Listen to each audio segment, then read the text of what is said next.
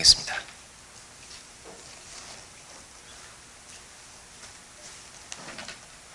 이 장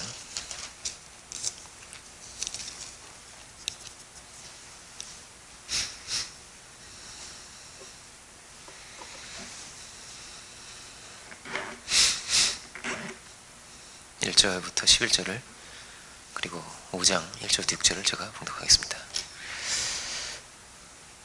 그러므로 남을 판단하는 사람아, 누구를 막론하고 내가 핑계하지 못할 것은 남을 판단하는 것으로 내가 너를 정죄함이니 판단하는 내가 같은 일을 행함이니라. 이런 일을 행하는 자에게 하나님의 심판이 진리대로 되는 줄 우리가 아노라. 이런 일을 행하는 자를 판단하고도 같은 일을 행하는 사람아, 내가 하나님의 심판을 피할 줄로 생각하느냐? 혹 내가 하나님의 인자하심이 너를 인도하여 회개하게 하심을 알지 못하여 그의 인자하심과 용납하심과 길이 참으심이 풍성함을 멸시하느냐? 다만 내 고집과 회개하지 아니한 마음을 따라 진노의 날 곧 하나님의 의로우신 심판이 나타나는 그날에 임할 진노를 내게 쌓는도다. 하나님께서 각 사람에게 그 행한 대로 부응하시되 참고 선을 행하여 영광과 존귀와 썩지 아니함을 구하는 자에게는 영생으로 하시고 오직 당을 지어 진리를 따르지 아니하고 불의를 따르는 자에게는 진노와 분노로 하시리라. 악을 행하는 각 사람의 영에는 혼란과 공고가 있으니 먼저는 유대인에게 또한 그리고 헬라인에게며 선을 행하는 각 사람에게는 영광과 존귀와 평강이 있으리니 먼저는 유대인에게요 그리고 헬라인에게라. 이는 하나님께서 외모로 사람을 취하지 아니하심이라. 그리고 5장으로 넘어가서 보겠습니다.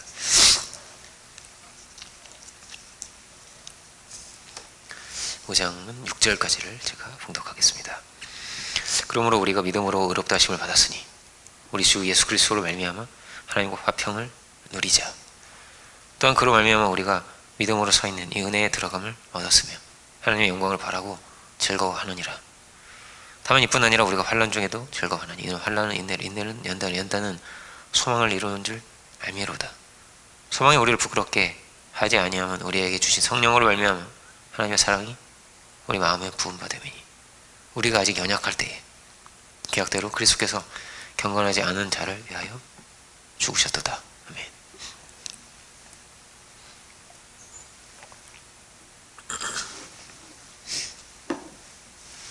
말씀의 제목은 화평을 누리자, 이런 제목으로 보겠습니다. 네, 할렐루야. 부흥교회가 14주년이 되었습니다. 10주년도 맞았고 12주년도 맞았는데 14주년이 또 느낌이 많이 다른 것 같다는 생각이 들었습니다. 우리는 어딘가로 지금 가고 있는 거잖아요. 어디를 향해서 가고 있냐, 이거를 생각해 보게 되는 것입니다. 우리 인생은 어디를 향해서 가는 거죠? 우리 교회에도 어딘가로 지금 가고 있는 것입니다. 이것을 그 끝에 뭐가 있냐, 성경은 하나님의 나라가 있다 이렇게 말합니다. 모든 신앙인들이 그렇고 천국을 가기를 소망하는 거잖아요, 그죠? 그리고 모든 교회가 그 종말의 한 자를 향해서 또한 가는 것입니다. 하나님 나라를 향해서. 그 인생도 어떤 게 있습니까? 우리 모든 신앙인은 다 그렇게 은혜를 바라고 천국을 향해서 가고 있지만 또 한 사람 한 사람의 삶이 다 다르죠. 귀하지 않은 존재가 없지 않겠습니까? 다 귀한 것입니다. 다 소중한 인생들인 것입니다. 그런데 그 한 사람 한 사람이 내가 특별함을 느끼고 살아야 되는 거예요.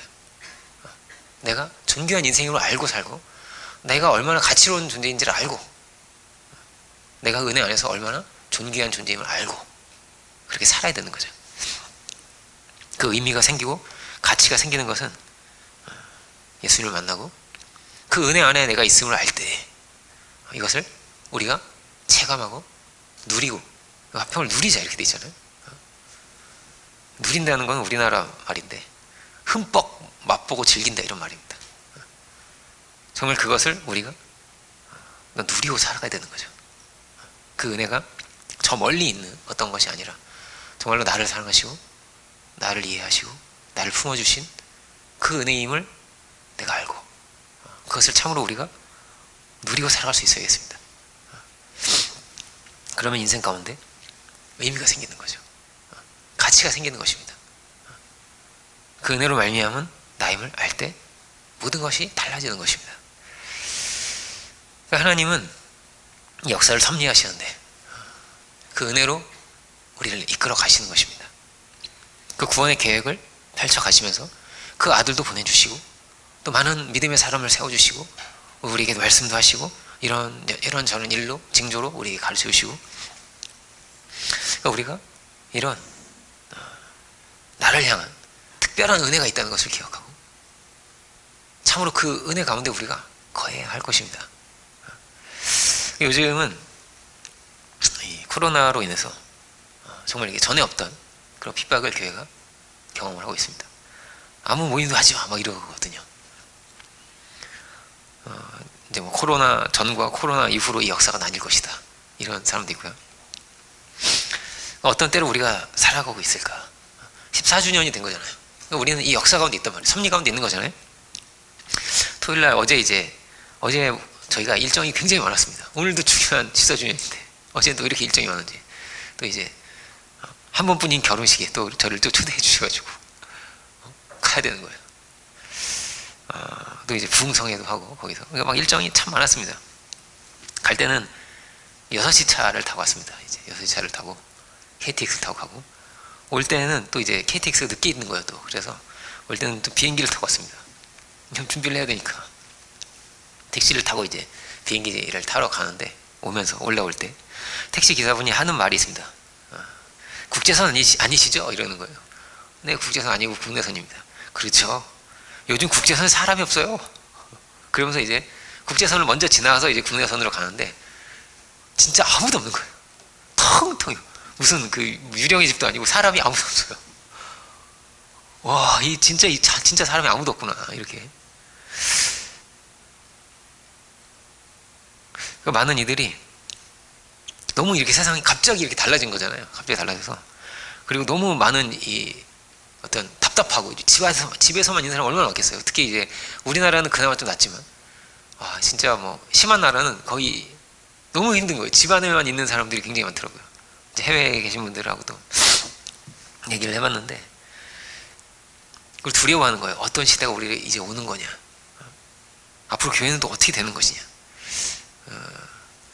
코로나, 그다음에 코로나 계시록 이렇게 검색해 보잖아요. 그러면 코로나가 이제 이런 계시록에 나오는 뭐 이런 거다, 이런 사람들이 많습니다. 이게 코로나 계시록의 재앙이다, 이게 재앙이다, 이게. 그리고 이제 성경에 나오는 막 각종 재앙들이 이제 막 오는 게 아니냐, 뭐 이런 사람들이 많아요. 그래도 이게 흑사병보다는 낫지 않겠어요? 지금 그 흑사병에 몇억 명이 죽었는데. 어쨌든 어떻게 될지 모르지만, 그러니까 이런 상황이 사실 있었죠. 종교개혁 때는 얼마나 더 심한 핍박을 받았겠습니까? 근데 사실 우리가 알 수 없습니다. 어떻게 될지가. 14주년 이렇게 왔지만 28주년 때는 또 어떻게 돼 있을까요? 세상이 어떻게 변했을까요? 그쵸? 세상이 어떻게 변할지 모르잖아요. 어떤 박해 속에 놓이게 될지도 우리나라가 알지 못하고, 또 그때는 또 다른 어떤 무슨 병이 또 돌지도 모르고, 그쵸? 어떻게 정치 상황이 달라질 수도 있고, 혹은 어떻게 이렇게 교회가 여러 가지 문제가 생길 수도 있고 말이에요. 다 알 수 없죠. 근데 늘 성경은 어떻게 돼 있냐면, 상황이 나오지만 환경이 이렇게 되리라 하는 내용들도 있지만 참된 믿음을 우리가 가져야 된다.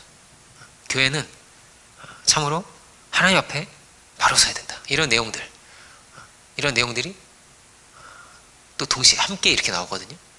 교회가 어떤 역할을 해야 된다. 교회가 두려운 마음으로 하나님 앞에 서야 된다. 교회가 참된 바른 믿음을 가지고 가야 된다, 이런 거예요.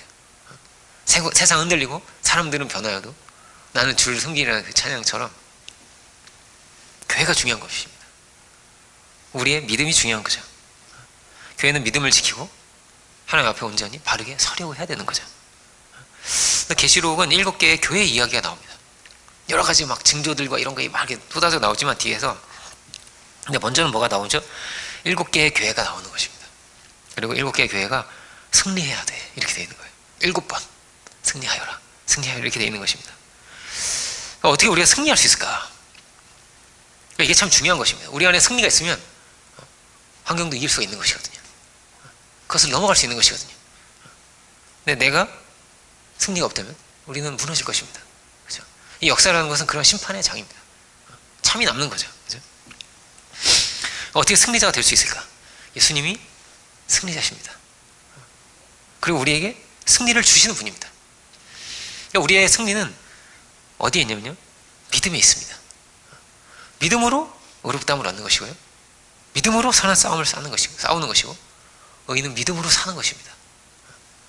하나님의 도우심으로 믿음으로 승리할 수 있는 것이죠. 그래서 믿음의 관계가 무엇인가, 이것을 로마서가 말해주고 있기 때문에 로마서가 굉장히 중요합니다. 분명하고 바른 구원의 이해, 하나님과 관계의 이해, 이거를 갖는 것이 굉장히 중요한 것이죠. 로마서가 이걸 가르쳐주니까요. 오직 은혜가 무엇인가, 복음이 무엇인가, 예수님이 어떤 분인가를 우리에게 가르쳐주고 있거든요. 그러니까 성령을 받는 것도 복음의 이해가 없이 성령을 어떻게 받을 수 있겠어요, 그죠? 분명한 구원의 터전 위에서 성령을 받는 것이고, 우리가 은혜 가운데서 새 힘을 얻어서 살아갈 수 있는 거죠. 그러니까 만약에 내가 복음을 알지 못하거나, 혹은 내가 굉장히 율법적이거나, 혹은 내가 막 신비주의이거나, 혹은 내가 정치적인 열광주의에 빠져 있거나, 그러면 승리할 수 없을 것입니다. 내가 분명한 믿음의 반석 위에 서서 성령의 은혜와 능력 가운데서 나아가게 된다면, 그러면 상황이 어떻게 변하든지, 세상이 어떻게 달라지든지 우리는 승리할 수 있을 것입니다. 주께서 우리에게 생명의 길을 열어주실 것이고, 우리에게 늘 은혜와 축복의 문을 열어주실 것입니다. 그러면 어떻게 될까요? 상황이 작아질 것입니다. 그러니까 이단이 언제 많냐면요, 우리나라가 일제시대 때, 혹은 막 기독교 막 박해당할 때 있잖아요. 그때는 이단이 없어요. 막 신사참배 했다고 막 이단이 막 욕을 하잖아요, 교회를. 신사참배를 했지 않냐 교회가, 이런 막 그런 걸 막 이렇게 자꾸 얘기하는 이단이 있어요, 교회를 막 공격하려고. 근데 그때는 니네는 아예 없었어. 없었거든요, 그 사람들은. 왜냐면 그런 박해 속에서는 이단은 없습니다. 생각을 해보면 그렇죠. 사기를 치는데 막 목숨 걸고 칠 수 없거든요. 감옥에 갇히면서까지 칠 수는 없어요, 사기를 칠 수 있을 때 사기를 치는 거란 말이에요. 세상이 편해지고 경제적으로 좀 괜찮아지고 그럴 때 생기는 거죠. 교회는 어땠냐면 그 온갖 힘들고 어려운 거를 견뎠습니다. 교회는 공산당도 견디고 일제치하도 견디고 우리나라가 막 아주 세국 정책을 할 때도 견딘 거죠. 그때 아름다운 복음의 이야기들이 역사에 남아있는 것이죠. 많은 순교자들의 이야기로, 뭐 주기철 목사님이나 손영원 목사님, 이런 분들이 그 힘들고 어두운 때에 믿음의 승리가 무엇인가를 우리에게 보여준 거죠. 너무나 아름다운 모습으로 복음의 빛을 밝게 비춰준 거예요. 왜 우리가 로마서를 가까이 해야 되냐? 우리에게 구원이 분명하고 우리의 자리가 분명해야 되기 때문입니다. 믿음 안에 모든 승리가 있기 때문입니다. 구원이 확실하면 종말관도 분명해질 수가 있는 거죠. 종말관도.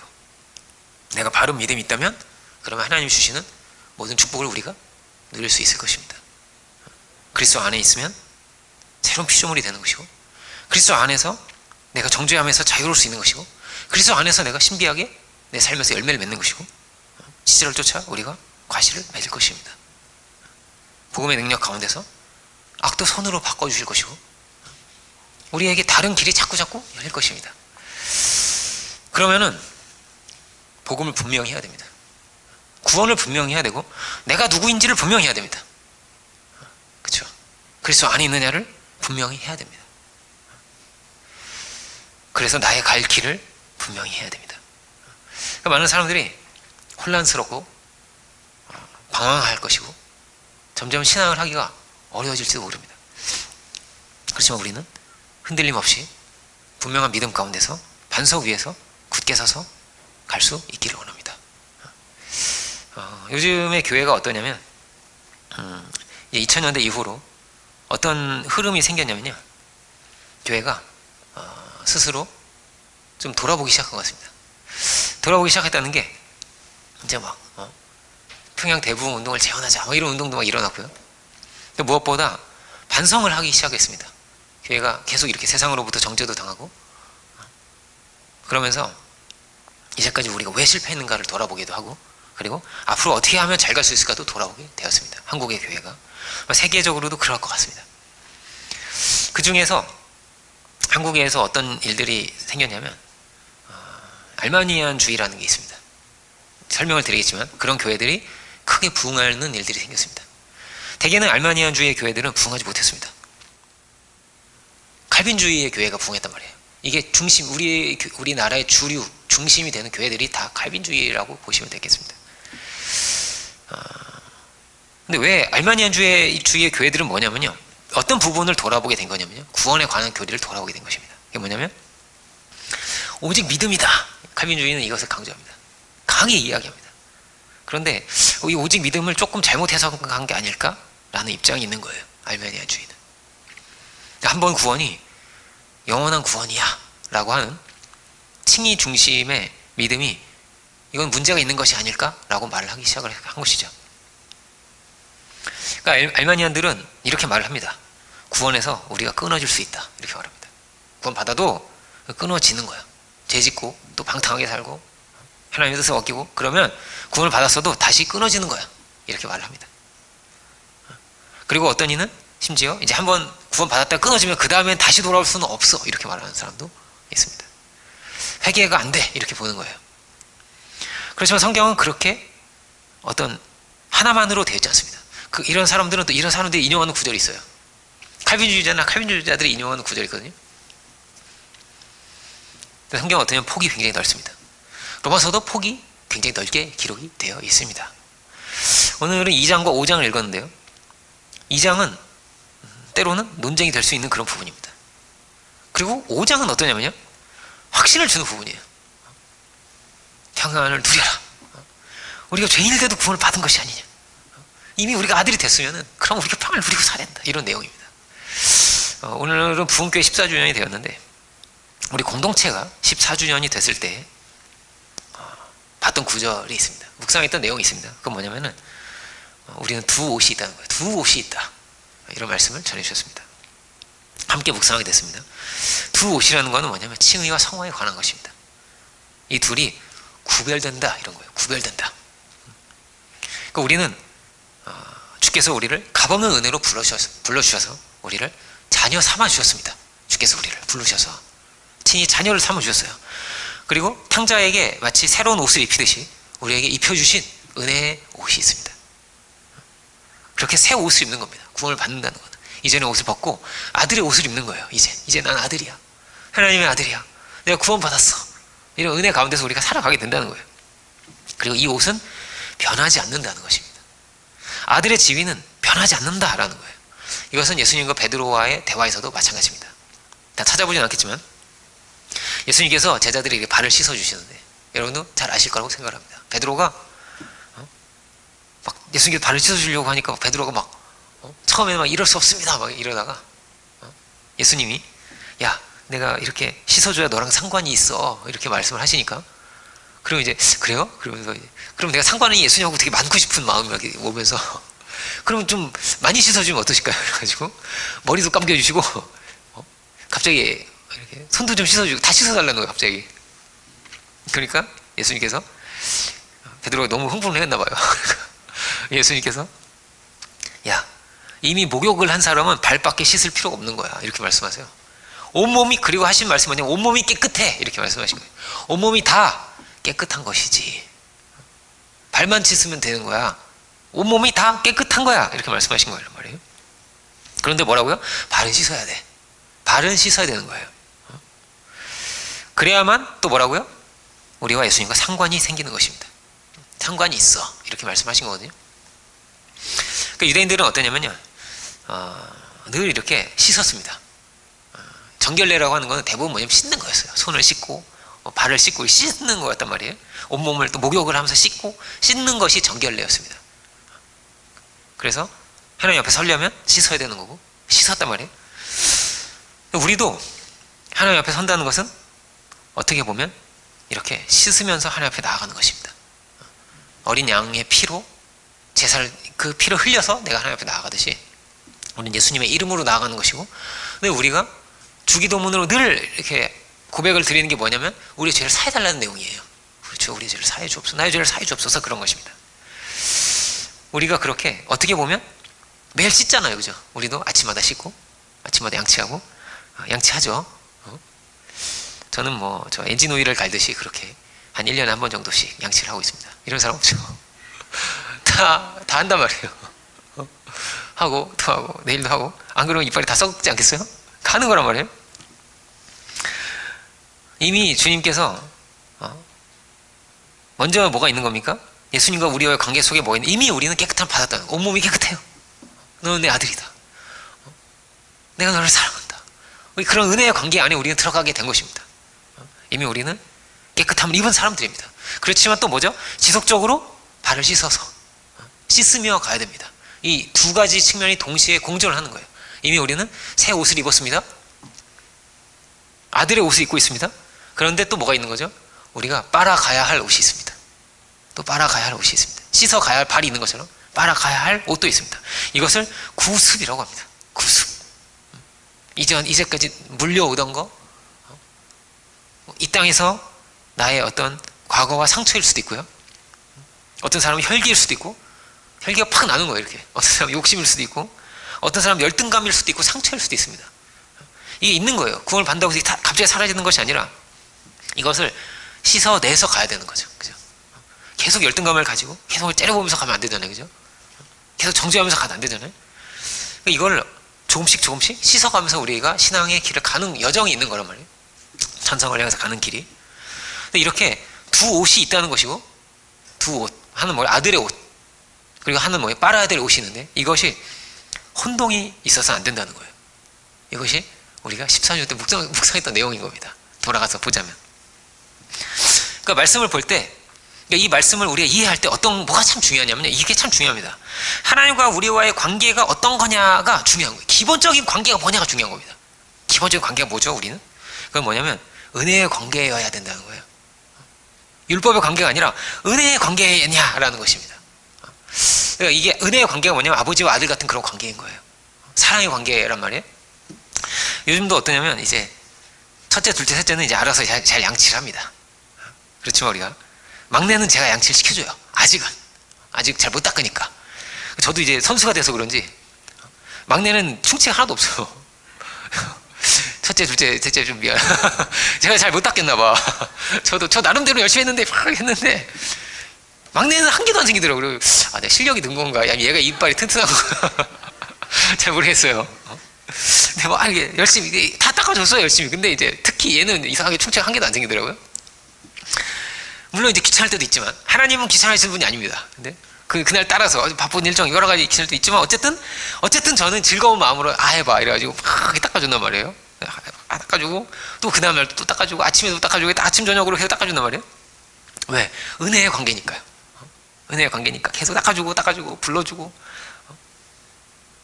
은혜의 관계가 아니면 어떻게 될까요? 은혜의 관계가 아니야. 그러면 굉장히 어려워지겠죠. 걔는 스스로 닦을 수 없단 말이에요. 근데 막 선이가 아니지, 우리 보영이가 막 갑자기 이제 옆집 아줌마에게나 길 가는 아저씨에게 이빨을 닦아달라고 할 수 없잖아요. 저 이빨 좀 닦아주세요. 이빨 좀, 은혜의 관계가 아니면 그럼 너 나한테 얼마 줄래? 뭐 이럴 수도 있고, 네가 나한테 뭘 잘해줬니? 뭐 이렇게 율법적인 관계가 그런 거 아니에요? 근데 은혜의 관계는 뭐라고요? 닦아주는 거예요. 근데 은혜의 관계가 없다 그러면은 이 세상에서 최고 불쌍한 게 뭐냐면 고아거든요. 고아원 선생님이 막 그 50명 막 다 닦아줄 수 있겠어요? 그거 굉장히 어렵지 않겠어요? 그죠? 관리가 잘 되겠어요? 은혜 안에서는 어떤 거죠? 깨끗함을 입으면서 가는 겁니다, 우리는. 또 입으면서 가고, 끊임없이 발을 씻으면서 가고, 굉장히 당당하게 하고 벌린단 말이에요. 이렇게 하지 않고 당당하게 하고 벌리면 열심히 닦아주고 끝! 이러고 딱 보내고, 또 이렇게 또 보내고, 이렇게 끊임없이 은혜 안에서, 은혜의 관계라는 것이 그런 거라고. 하나님과의 은혜와의 관계가. 우리는 어떻게 돼 있냐? 하나님과의 관계라는 것은 은혜의 관계이고, 그리고 우리는 그렇게 의존되어 있는 겁니다. 하나님께 의존되어 있는 것입니다. 우리는 스스로 존재할 수 있는 존재가 아닙니다. 밥에도 의존되어 있고 공기에도 의존되어 있듯이 영적으로는 어떠냐면 하나님께 의존되어 있는 거예요. 사람이 떡으로만 사는 것이 아닙니다. 하나님으로부터 공급을 받아서 진리 안에서, 은혜 안에서, 말씀 안에서 제대로 살 수가 있는 거란 말이에요. 그와 같이 살 수 없는 거란 말이에요, 우리가. 안 닦아주면 어떻게 되겠습니까? 당연히 충치가 생기겠죠. 우리의 신앙도 마찬가지입니다. 안 닦으면 어떻게 될까요? 상관이 없어지면 어떻게 될까요? 우리는 병들기 시작할 것입니다. 옷을 더럽게 하고 산다.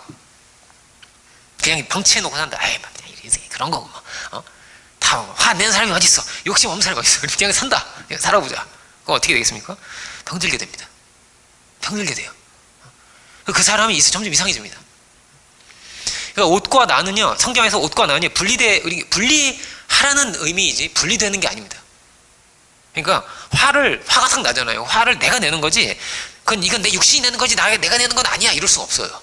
화는 그냥 내가 내는 거란 말이에요. 짜증도 그냥 내가 내는 거예요. 그죠? 나와 이 죄라는 건 붙어 있는 거예요. 이렇게 붙어 있는 거란 말이에요. 그래서 죄는 뭐라고요? 내가 죄가 되고 죄가 내가 된다니까요. 내비두면 그렇게 되는 거란 말이에요.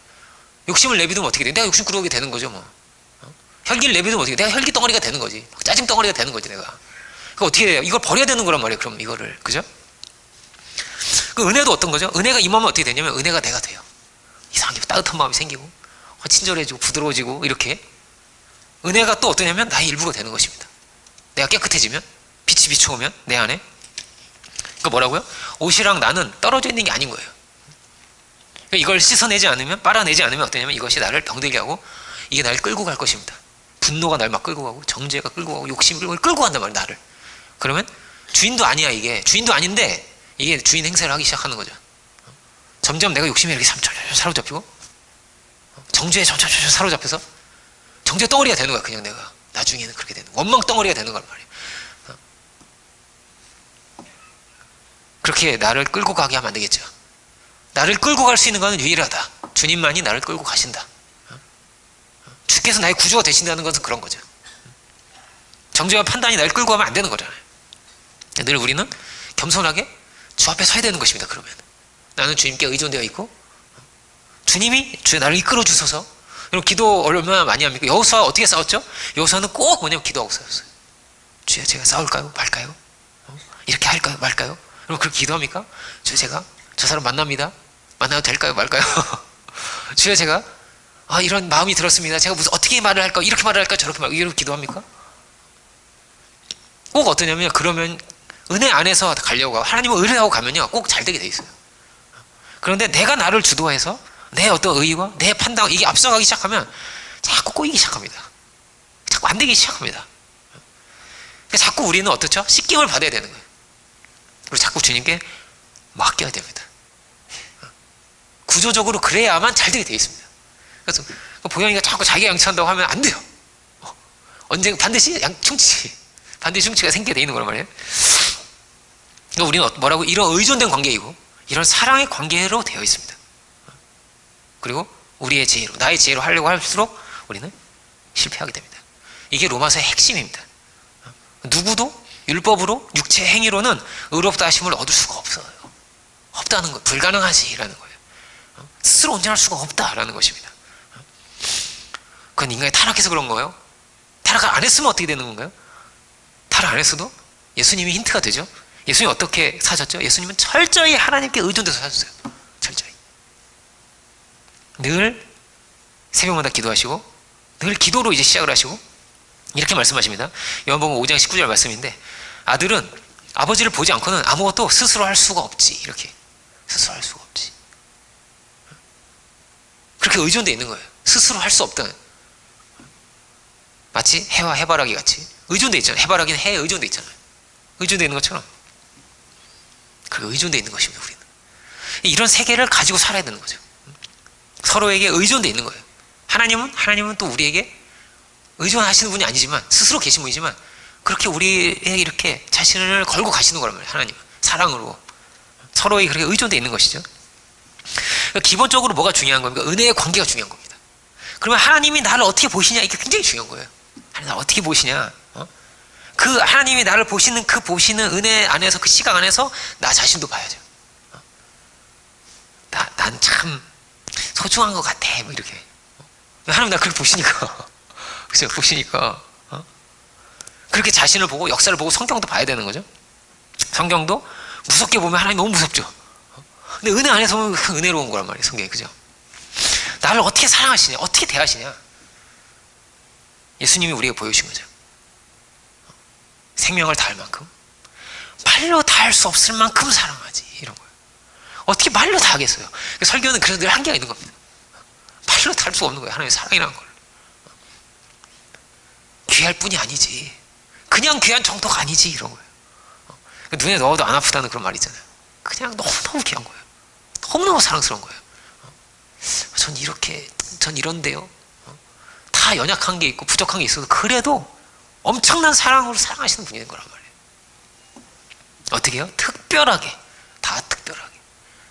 전 아무리 봐도 안 특별한데, 아니요, 특별합니다. 엄청나게 특별합니다. 그 한 생명이 그렇게 특별하고 고귀한 겁니다. 그 한 마리 이른 양과 같아서 그를 꼭 찾아야 된다는 거예요. 그렇게 특별한 것이죠. 그렇게 우리를 사랑하시고 주님께서 말씀하십니다. 너희가 악해도 못된 인간이, 타락한 인간도 자식을 그렇게 끔찍하게 사랑하잖아요, 자식을. 근데 하나님은 그 애도 비할 수가 없는 거예요. 그렇게 너무나 큰 사랑으로 우리를 사랑하시는, 이게 기본인 겁니다. 이 기본적인 사랑의 이해. 이렇게 엄청나게 우리를 사랑하신다는 그 시각으로 우리를 위하시고, 우리를 돌보시고, 우리를 고치시기 원하시고, 넘치는 사랑으로 우리를 높이 드시기를 원하시고, 그렇게 우리를 보시죠.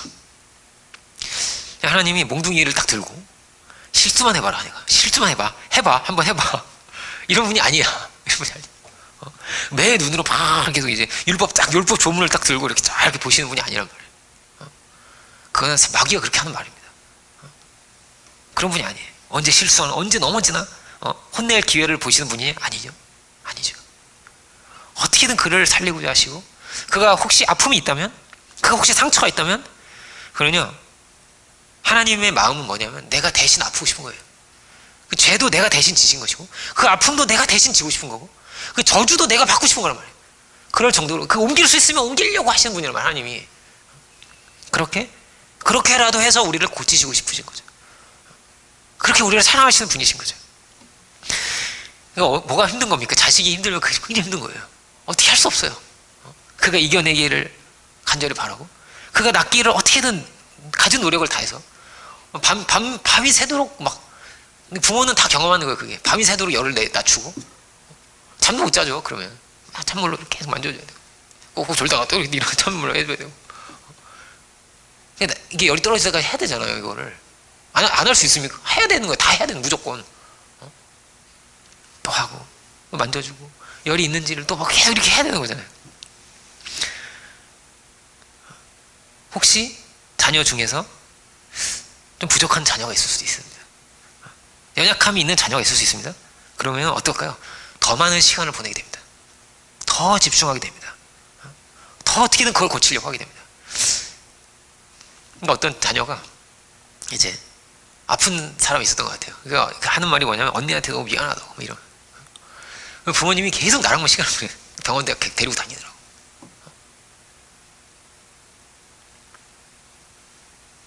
더 많은 관심, 더 연약함이 있다면 그렇습니다. 우리 연약함이 있습니까? 그럼 하나님은 더 큰 사랑을 가지고 찾아오시는 분입니다.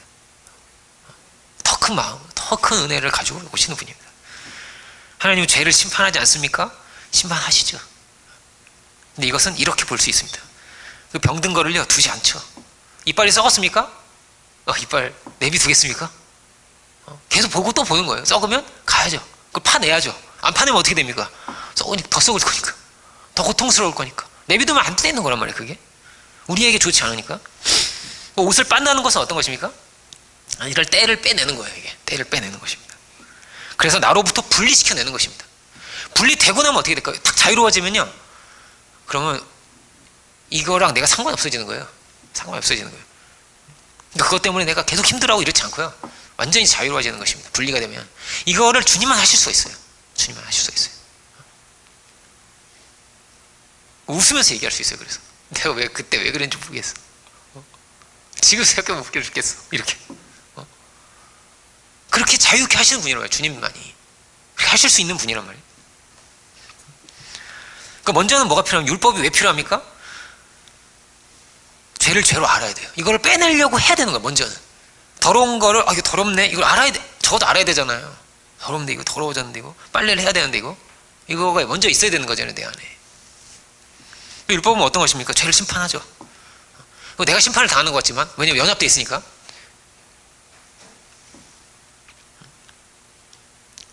근데 하나님은 어떻게 하려고 하시는 거죠? 그래서 이거를 나로부터 이걸 떼어내려고 하시는 겁니다. 그 심판은 어떤 거죠? 악인이 받는 심판과 아들이 받는 심판은 다른 겁니다. 다른 거예요. 다른 거란 말이에요.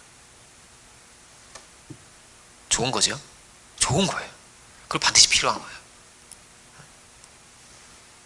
안 좋은 것이 있다면 이걸 씻어내야 되는 것이니까요.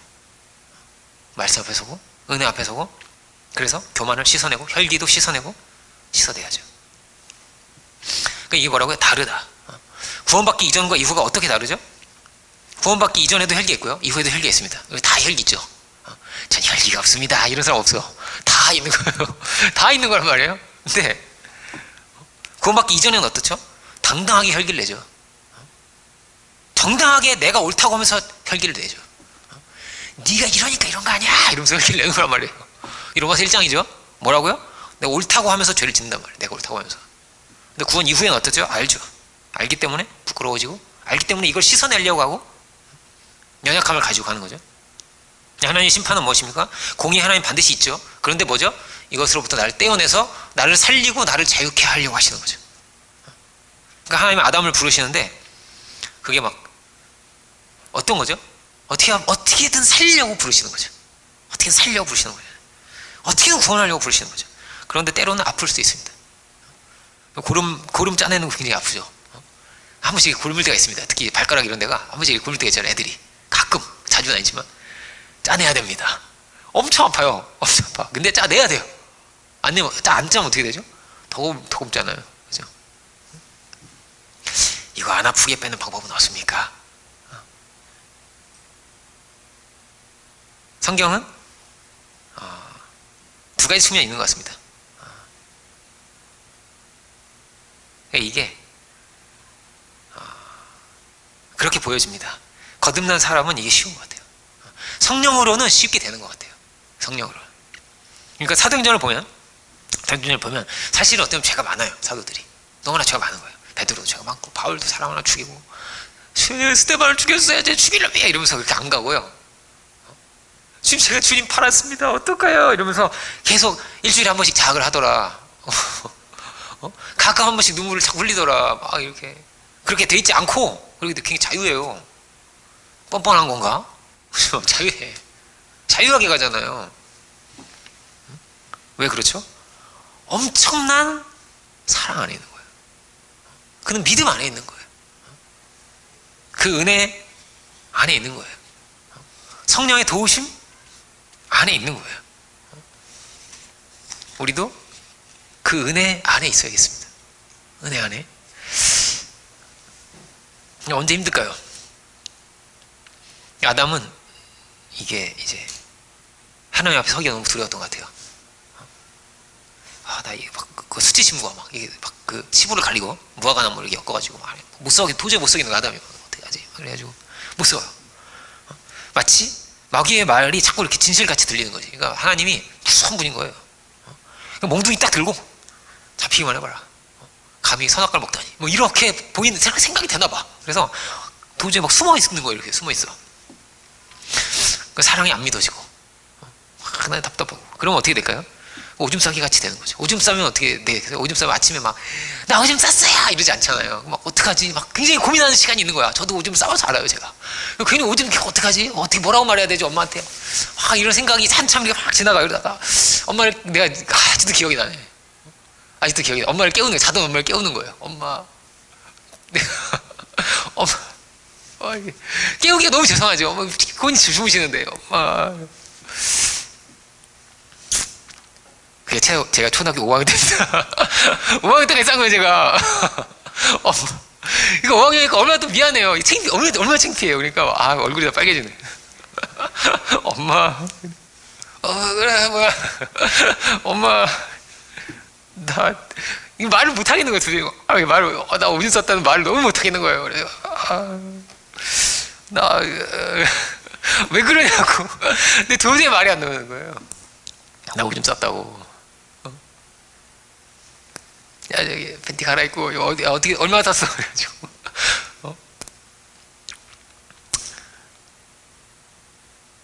근데 오줌 싸개가 되면요, 이제 계속 오줌 싸기가 쉽다는 거예요. 옛날에는 소금 얻어라고 했다고 하잖아요. 소금 막 뭐 키 같은 거 뒤집어 쓰고 막, 야, 옆집 가서 소금 얻어. 소금이 그때는 귀한 건데 그 소금을 막 그것도 이상한, 나 오줌 쌌어요 이러고 나가라는 거 아니에요. 이게 어떻게 봐야 되는 건지, 당당하게 나아가 사랑을 믿어라 이런 건지, 아니면 이게 굉장히 수치심이 자극될 수도 있을 것 같은데, 그죠? 응?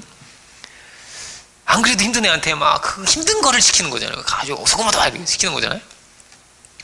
하나님이 그런 분일까요? 아니죠. 그러니 야가 그러실 것 같아요. 사랑으로 빤스가 많이 있단다 뭐 이렇게 이러다 빤스 목사야 조심히세요. 많이 있단다, 걱정하지 마, 이불도 많고. 먼저 뭐라고요? 엄청난 사랑이 있는 걸 하나님 안에, 모든 것을 받아주시고 모든 걸 이해하시고 덮으시고 품으시는 엄청난 사랑이 있는 거죠, 하나님 안에. 훈련도 필요할 수도 있고, 훈련을 막 내가 훈련을 하려고 막, 난 저녁 6시 이후에 물 섭취를 하지 않겠어 막 이래가지고 막 훈련을 한다고 생각해보세요. 막 목말라도 죽겠는데도 막 참어, 막 이러면서 막 참어. 이런 건 방법이 아니라는 거예요. 이건 성경이 말하는 것이 아니다. 일체의 모든 것은 그런 방식이라는 것은 선이 될 수가 없다. 그게 나서도 다른 문제가 생긴다. 땀은 오줌 싸고 다니고 말이야. 뭘 정죄할 수 있어, 내가 막. 6시 이후에 물 먹지 말라고! 이러면서 막, 오줌 싸는 친구들을 막 정죄해. 문제가 되잖아요? 남을 판단하고? 남을 판단하는 사람아, 이렇게 돼 있는데, 지금. 이게 다 왜 남을 판단합니까? 판단하는 이유는 뭐죠? 은혜를 의지하지 않기 때문이에요. 그런 관계가 아니라는 말이란 말이에요. 은혜의 관계가 아니라고요. 기본적으로 뭐라고요? 이런 은혜 안에 우리 있는 것이죠. 엄청난 사랑 안에 우리 있는 거죠. 그래서 어떻다고? 그냥 예쁘고 너무너무 예쁜 거예요. 그냥 예쁜 게 아니에요. 그냥 말도 안 되게 예쁜 거예요. 너무너무 사랑스러운 거란 말이에요. 어떻게 말로 다 표현하겠습니까? 조부모의 사랑이 특별하잖아요. 할머니 할아버지의 사랑이. 할머니 할아버지 앞에서 함부로 혼내면 안 되더라고요. 그러니 할머니 할아버지 그걸 너무너무 슬퍼해요. 마음이 아파요. 우리 동재를 왜 혼내고 그러냐 막 이런 거예요. 마음이 막 이런 거예요. 이게 불효가 되는구나, 굉장히. 함부로 혼내면 안 되겠더라고요. 할머니 할아버지 앞에서 특히. 우리가 하나님의 사랑이 정말 크고 놀라운 것입니다. 그 어떤 사랑으로 우리를 사랑하셨는지 이렇게 다 쏟아서 보여주신 것입니다. 그러면 우리가 그 사랑을 흠뻑 받고 살아야 돼요. 흠뻑 받고 살아야 돼요. 그거 막 뭐라고 누리자고. 누려라. 감사를 누려라. 기쁨을 누려라. 그 은혜의 관계 속에 살아라 라는 거예요. 그럼 수평적으로 어떻게 될까요? 내가 이렇게 은혜를 받고 살았어. 내가 막 오줌 싼 나를 막 다 받아주셨어. 그러면 내가 막 사람을 정죄하고 다니겠어요? 너 왜 오줌 싸냐? 이러면서 막 정죄하고 다니겠어요? 그럴 수 없죠. 그럼 수평적으로 어떻게 되겠어요? 함부로 판단하지 않겠죠. 당연히. 내가 은혜 안에 있다면. 함부로 할 수 없는 거란 말이에요. 모든 관계가 여기서 모든 게 다 달라지는 거예요. 내가 은혜 안에 있다면. 내가 그 피 흘리신 은혜 안에 있다면. 나를 구원하신 은혜 안에 있다면 모든 것이 다 달라지는 것입니다. 그래서 요한일서 어떻게 돼 있죠? 하나님을 사랑하면서 형제를 어떻게 미워하냐는 거죠. 그거 말이 안 되는데. 이건 거짓말인데. 형제를 사랑할 수, 하나님을 사랑하는 게 거짓이든지 형제를 사랑하는 게 거짓이든지 둘 중에 하나가 거짓인데 라는 거예요. 하나님과 올바른 관계가 되면 수평적으로도 올바른 관계가 되는 것이죠. 로마서 2장으로 와보면, 2장을 빠르게 한번 볼까요? 그러므로 남을 판단하는 사람은 이렇게 돼 있어요. 2장이.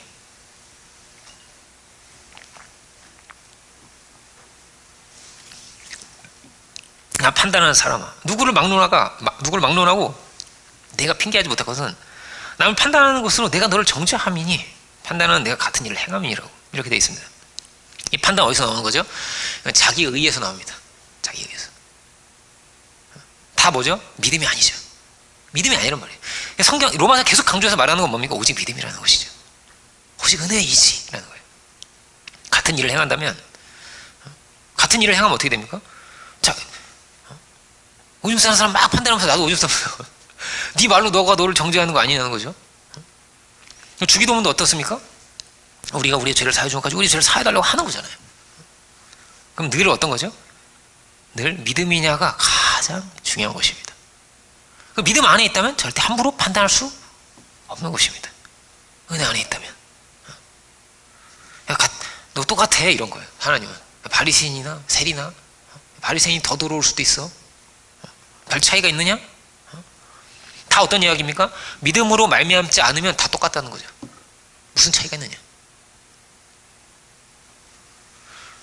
신앙을 가졌다 하지만 계속 자기 의로 산다고 한다면, 함부로 판단하고 정죄하면서 교만의 길을 간다고 한다면 어떻게 되겠습니까? 그는 은혜를 쏟겠죠. 함부로 판단한다면. 나는 큰 은혜를 입었는데 막 내가 또 막 정죄하고 산다면 은혜를 쏟겠죠. 은혜가 잘 안 내리겠죠. 이상하다, 은혜가 안 내리네. 안 내리겠죠. 이게 마태복음 18장의 이야기죠. 막 1만 달란트를 막 탕만 받았는데 막 욕하고 막 멱살 잡고 막 이러니까 감옥에 갇히잖아요, 그 사람이. 2장 4절 볼까요? 2장 4절로 볼까요?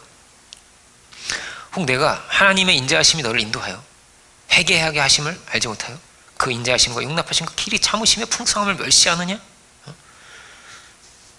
그 동관이 그런 것 같아요.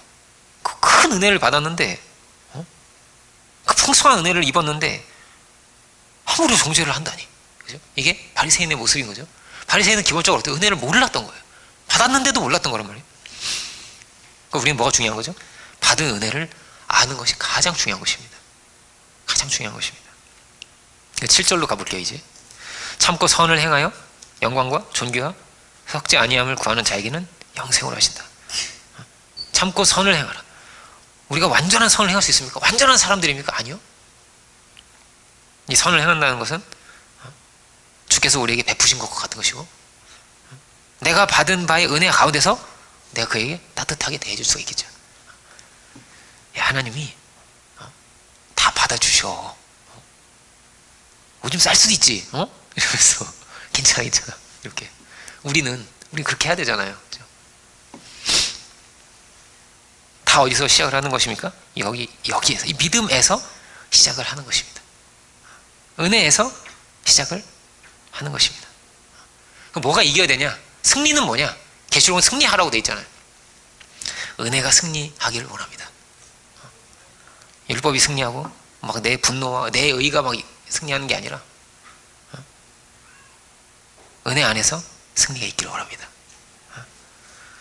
그러면요, 정죄함이 없는 거예요. 그 은혜 안에 있으면 신비하게 내 죄가 도말됨을 느끼고 그런 체험을 하게 되는 거란 말이에요. 신앙의 길이. 내가 깨끗해졌구나. 내가 지금 이런 은혜 가운데 있구나. 그리고 다 사람들도 또 예뻐 보여요. 귀여워 보이고 사랑스러워 보여. 다. 죄가 이길 때도 있지 않습니까? 사람이 연약한데요. 근데 은혜 안에 있으면요, 그것이 다 지나갑니다. 그 연약함이 나를 절대 죽이는 것이 되지 못합니다. 죽이는 것이 되지 못합니다.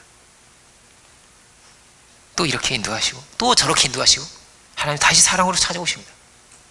뭐라고요? 은혜 안에 있다면요. 은혜 안에 있으면 얼마든지 깨끗해질 수 있는 거예요. 베드로가 주 어제 제가 발을 안 씻었습니다. 그럼 좀 들었겠지. 또 씻으면 되는 거지. 어제 제가 깜빡했습니다, 주여. 그럼 내가 어제 네가 안 씻었으니까 오늘은 오지 마라, 이러시지 않아요. 넌 너무 냄새가 난다, 뭐 이러시지 않단 말이에요. 그러지 않고 또 다시 사랑하시고 품으시는 분이시구나. 우리는요, 다 연약합니다. 다 연약합니다. 그리고 자꾸 실수를 반복할 수도 있습니다. 그래서 내 자신이 연약해 보이고 너무 이렇게 한심해 보일 수도 있습니다. 내가 진짜 이렇게 연약하구나. 근데요, 말씀 안에서 가다 보면 끊임없이 조금씩 우리가 달라질 것입니다. 근데 기본적으로 어떻다고요? 이걸 우리가 알아야 된다고요. 기본적으로 그러니까 오줌 또 쌌지? 그런 분이 아니라 발 또 들어진 거야? 이런 분이 아니라 왔니? 이렇게 하나님이 우리가 딱 가면 일단 뭘 하고 있냐면 하나님은 떡을 굽고 있어요. 이렇게 딱 떡을 딱 굽으시면서 그래 내가 조금만 기다려봐. 내가 너 주려고 떡을 좀 굽고 있었어. 근데 아픈 거는 괜찮니? 이러시고 그거는 괜찮니? 소독도 하자. 소독도 해보자. 약도 발라야지. 싫어요. 이래도 그래도 발라야 돼. 그것도 보자. 자꾸 봐야 되는 거거든요. 자꾸 막 이빨 안 닦으려고 하고 막 이러면 뭐라고 안 된다. 또 가고 또 가는 것입니다. 그리고 이게 사랑입니다. 하나님께서 뭐라고 말씀하시겠어요? 야, 너 조금만 더 크면은 이 옷 입어보자. 야, 내가 지금 예쁜 옷을 지금 내가 만들고 있는데 이 병만 났으면은 이거 한번 입어보자. 야, 여기 한번 놀러 가보자. 몇 살 되면 내가 여기도 같이 갈 거야, 내가. 이런 계획이 하나님 안에 가득 있는 거예요. 믿음 안에 있으면 계속 만나는 거죠. 은혜를 계속 만나고 새 옷을 또 입고 가는 것이고 다시 또 새로워지면 경험하는 것이고, 하나님은요 절대 포기하지 않거든요. 사랑이 끊어지지 않고 포기가 없습니다. 하나님 말씀은 뭡니까? 하나님 말씀은요, 내가 너를 반드시 낫게 할 거라는 거예요. 반드시 낫게 할 거다. 여기서 다 낫게 하지 못하면 그럼 하늘에서라도 내가 낫게 할 거다. 그러니까 걱정하지 말라는 거예요. 걱정하지 마. 잠깐일 뿐이다. 절망할 필요가 없다. 너는 나에게 제일 소중하다. 제일 소중하지. 최고로 귀하지. 우리가 그 은혜 가운데서 화평을 누려야겠습니다. 그래서 우리는요 이렇게 돼 있어요. 우리는 어디에 들어가 있냐? 5장으로 이제 와서 보면, 잠깐 보면서 마치겠습니다. 2절 화평을 누리자. 또한 그로 말미암아 우리가 믿음으로 서 있는 이 은혜에 들어감을 얻었으며, 우리는 은혜를 얻었습니다. 그 은혜 안에 들어와 있습니다. 아들아 이렇게 부르시는 그 사랑의 음성 가운데 우리가 들어와 있는 것입니다. 그러니까 우리는요 깨끗함을 입었습니까? 그러면 이 은혜를 뭐라고요? 누리고 살아야겠습니다. 그 누리는 가운데서 뭐죠? 1번 있고 2번 있다고 했죠. 이 옷이 있고 이 옷이 있잖아요. 누리는 가운데서 2번을 빠는 거예요. 2번을 빨고벗고 빠는 게 아니라 은혜의 옷을 입고 그 은혜 가운데서 빠는 겁니다. 은혜 가운데서 율법으로는 빨 수 없고 자기 의로도 빨 수가 없고 뭐라고요? 오직 은혜입니다. 오직 은혜입니다. 우리가 주께서 우리에게 입혀주신 은혜의 옷을 입고 살아갈 수 있게 원합니다. 그래서 이 옷을 빠는데도 어떻죠? 승리해야겠습니다. 이걸 못 빨면 어떡하죠? 이 옷을 입으면 빨 수가 있어요. 근데 여기서 하나님의 은혜를 의지하지 않고 주의 능력을 의지하지 않고 간다면 그러면 자꾸 실패할 것입니다. 해도 안 된다가 될 것입니다. 잘 안 되겠죠. 은혜가 아니면 안 되는 거니까요. 은혜가 승리하게 하라. 할렐루야. 오직 믿음으로 우리가 승리하고 흰옷 입은 백성으로서 이 땅 가운데 주의 영광과 능력을 참으로 드러내며 살아갈 수 있기를 주님의 이름으로 축원드립니다. 기도하겠습니다. 은혜로 오신 주님, 오늘 로마서 2장과 5장의 귀한 말씀 이 시간 함께 묵상하면서 정말 우리의 삶의 자리, 아들의 자리를 이 시간 돌아옵니다. 주, 우리가 믿음의 반석 위에 굳게 서서 갈 수 있도록 주여 도와주시고 그 은혜 안에 있음을, 은혜에 들어감을 얻었음을 우리가 기억하고 살아갈 수 있는 저희들이 되게 하여 주옵소서. 주여, 저희가 참으로 그 은혜 안에서 힘을 얻어, 새 힘을 얻어 날로 날로 새롭게 천성을 향해서 복음의 길을 향해서 영광의 그 한 자리를 향해서 힘차게 나아가게 하여 주시고 날마다 우리를 도우시고 우리를 깨끗게 하시고 새롭게 하시는 그 은혜와 능력 가운데서 참으로 그 사랑 안에 거하며 화평을 누리며 하나님께 영광 돌리며 살아갈 수 있는 저희들 모두가 주여 다 되게 하여 주옵소서. 그래서 우리의 삶의 모든 것이 승리가 되게 하여 주시고 주님께 영광 돌리는 모든 것이 되게 하여 주옵소서. 모든 말씀 예수 그리스도 이름으로 기도 올립니다. 아멘.